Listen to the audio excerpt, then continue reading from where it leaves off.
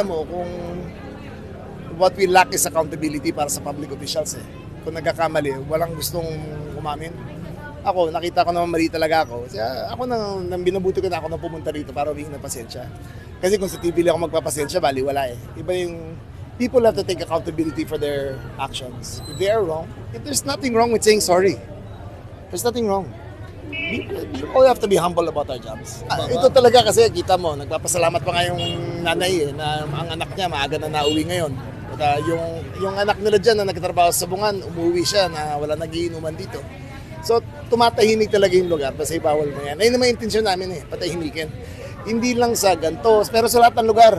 Meron mga subdivision, pati subdivision, inaasikaso namin yan eh. Para sa lahat talaga yan, para sa tahimikan ng ano. Sabi niyo po yung nakaraan, kakaroon po ng adjustment. Ano na po yung paglilinaw na Ayan, binigay? yung mga nagkatrabaho lang, pwede yan.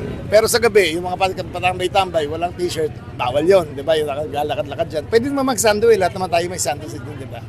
Ayun lang ang hiningi namin. Konting decency lang. Di ba? Sir, sinauli po natin yung pera? Oo, yung ni-reimburse ko si Kapitan, yan o. At saka binigyan ko ng konti para matapos yung tiles nila sa bahay. It's not a good example paano pag nagkamali pa rin.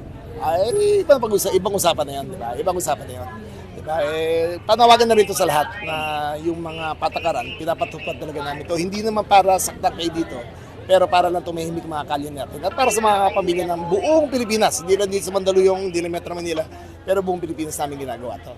Nagpapasalamat nga po kami kasi napansin kami ni Sec doon sa mga hinaing namin na at dapat po na mairibisa talaga yung batas na yun. So, nagpapasalamat po kami. Kahit maliit lang kami, binabaan niya kami, napakabait po niya.